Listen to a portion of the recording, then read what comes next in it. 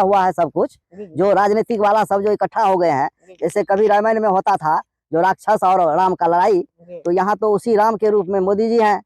और मोदी जी इतना बढ़िया काम किए, उनका चेला जोगी जी हैं, तो वो ये काम करते भाई, जो जैसा करेगा वैसा बढ़ेगा। आज फिर से आए हैं फौजी साहब के कैंप पे और फौजी साहब से जानेंगे कि आपका जो है खेती करने का अंदाज बहुत आदमी को पसंद आता है, उस पर क्या कहेंगे और कुछ और राजनीतिक मुद्दा पे भी बात करेंगे। तो आप लोग बने रहिए वीडियो में, वीडियो को शेयर कीजिए, लाइक कीजिए, कमेंट कीजिए। कैसे हैं सर? बिल्कुल ठीक हो। और किसान भाई को क्या कहिएगा?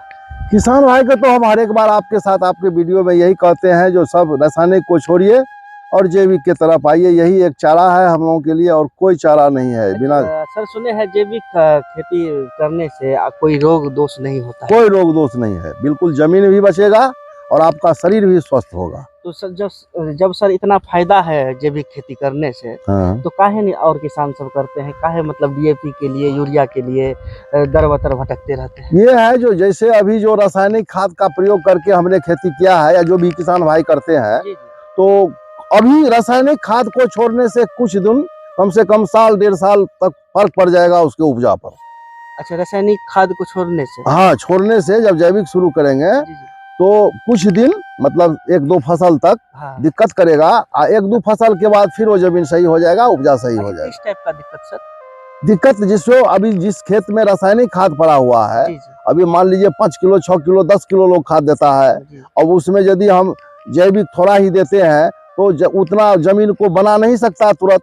नहीं, बिल्कुल नहीं। हाँ, तो 1-2 फसल में यूज करने के बाद लेट से लेट मान लीजिए 2 फसल के बाद हाँ मजबूत हो जाएगा। मजबूत इतना होगा जो रासायनिक खाद उतना कहाँ पैदा देगा। तो ये तो सर बहुत आसान और सरल सुविधा है। दूसरी बात, सरकार का भी पहल है जो मोटा अनाज, जैसे पहले मरुआ, बाजरा, चीन, कौन ये सब होता था, हम लोग भी अपने बचपन में खूब खाए हैं ये सब, लेकिन अब वो सब मोटा अनाज तो विलुप्त हो गया।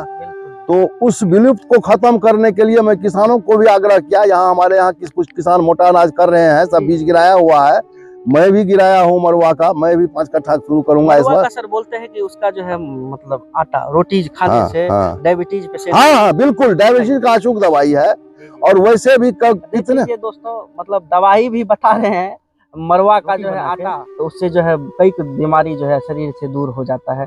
जैसे फर्स्ट में हो गया, आजकल बहुत चल रहा है डायबिटीज का, तो डायबिटीज खतरनाक बीमारी होते जा रहा है, तो मरुआ का सेवन सबको करना। हाँ बिल्कुल। दूसरी बात है, जो मरुआ यदि आप रोटी खाना भी चाहेंगे तो 1-8 किलो तो आप उसको मरुआ को नहीं पिसा पाएंगे, नहीं उला के पिसा पाएंगे। तो हमने ये सोचा है, किसान को ये भी कहा है हमने, जो भाई आप मरुआ का खेती उपजाइए और उसको क्या करना है, उला के उसका आटा 10 बोले मतलब वो पैक बना के। हाँ, तो हमने किसान को यही बोला है, जो किसान इस बार मरुआ का खेती कर रहा है, मैं भी 5 कट्ठा ही इस बार शुरू कर रहा हूँ, तो मैं भी यही प्लान बनाया हूँ जो उसको पिसा के 20 किलो 25 किलो 1 मन पिसा के, और फिर उसको हर एक दुकान पर आधा किलो 1 किलो का पैक बना करके दे देंगे। उससे यही बेनिफिट होगा लोगों को, जो किसी को 2 ही रोटी खाने का मतलब है, इच्छा है, तो आधा किलो का ही पैक लेके वो खा सकता है। और एक तो सर मतलब जो है आमदनी का स्रोत भी। हाँ, आमदनी का स्रोत बढ़िया होगा। अभी मरुआ, अभी हम लोग के यहाँ पर्व होता है एक, पर्व भूल गए क्या कहते, हाँ जितिया। जितिया में हमारे मिथिलांचल के अंदर ये है, जो मरुआ का रोटी खाता ही खाता है, जिसका शादी होता है उस बार, तो वो नियम है हमारे मिथिलांचल का। उस समय में 60 रुपये 70 रुपये 80 रुपये भी नहीं मिल पाता है आटा। हाँ, आटा।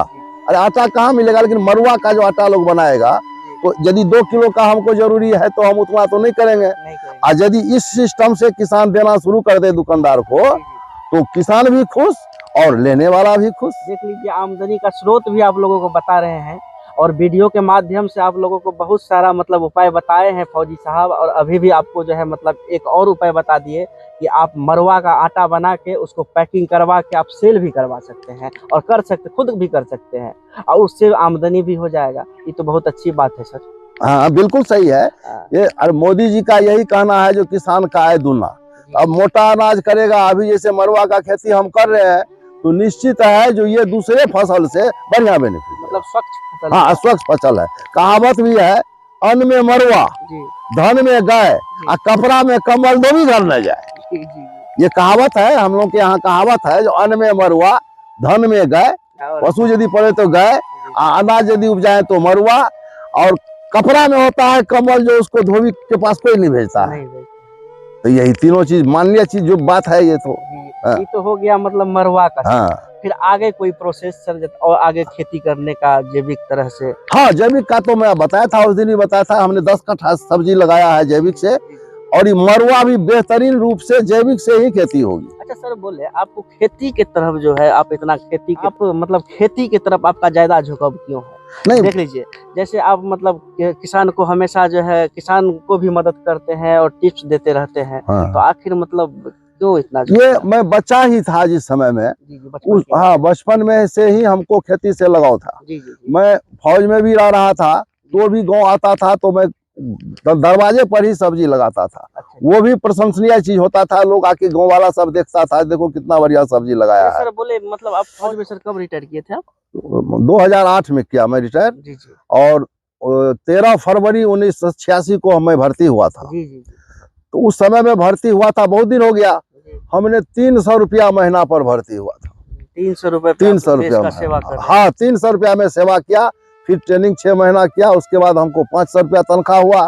और जब मैं 2008 में पेंशन आ रहा था तो उससे 1-2 महीना पहले हमारा 10,000 हुआ तनख्वाह। अच्छा। और अभी देखिए 28,000 रुपया तनख्वाह मतलब पेंशन है हमारा। और मैं 10,000 कभी नहीं, 1-2 महीना हम देखे थे उस समय रिटायरमेंट के समय में। अभी तो सर बहुत मतलब हाँ अभी तो बढ़िया है, पहले इतना नहीं था। और आप खेती उसी जैसे रिटायर किए तो आप हाँ रिटायर किए तो हम बहुत कुछ कर सकते थे। जी जी। हमको बहुत लोग सलाह दिया, तुम आया है तुम सबका कहा तो सर मतलब एक्समैन के लिए ऑफर भी आया? हाँ हाँ ऑफर आया था, अभी सब बने हुए हैं, बहुत आदमी हैं जो बहुत कुछ में हो सकता है। हम नौकरी करना चाहते तो नौकरी भी कर सकते थे, लेकिन जब मैं फौज का नौकरी छोड़ दिया, वॉलंटियर रिटायरमेंट हुआ 2008 में, तो मुझे नौकरी करने का शौक कहीं नहीं हुआ।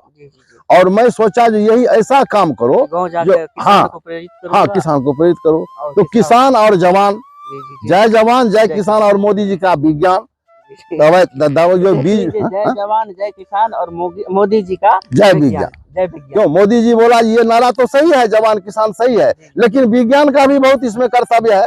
जो बढ़िया बीज बना के देगा आपको, बढ़िया चीज देगा, तो इसलिए विज्ञान भी तो ये नारा लगाया हुआ है।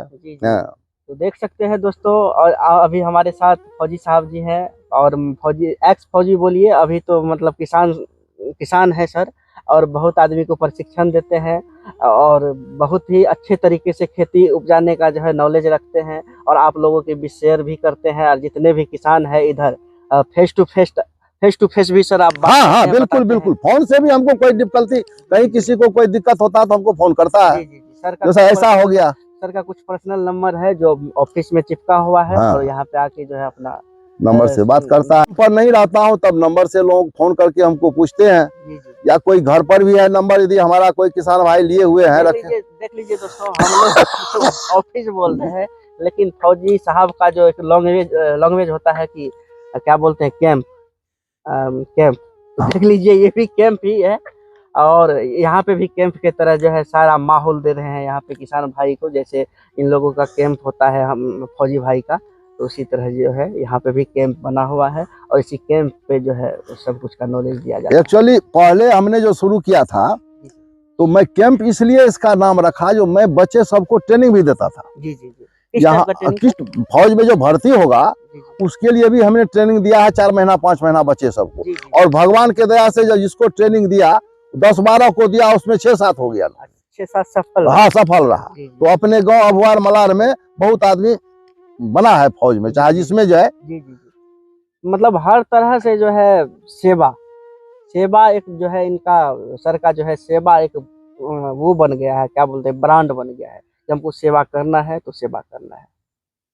चलिए अब आपसे सर एक बात हम हट के पूछते हैं। अब आप दोस्तों, अब आपको ले चलते हैं सर के साथ यूपी में जो सर अभी कांड हुआ है अतीक अहमद, और जो है उसको मार दिया, मतलब गैंगस्टर अतीक अहमद को, और जैसे विपक्षी हमला कर रहा है जिस तरह से इस पे क्या बोलते हैं योगी सरकार पे, तो ये कहाँ तक सही है बताइए? कुछ नहीं होगा। देखिए लोग सब दिन ये जितना चोर इकट्ठा हुआ है, सब कुछ जो राजनीतिक वाला सब जो इकट्ठा हो गए हैं, जैसे कभी रामायण में होता था जो राक्षस और राम का लड़ाई, तो यहाँ तो उसी राम के रूप में मोदी जी हैं, और मोदी जी इतना बढ़िया काम किए, उनका चेला जोगी जी हैं।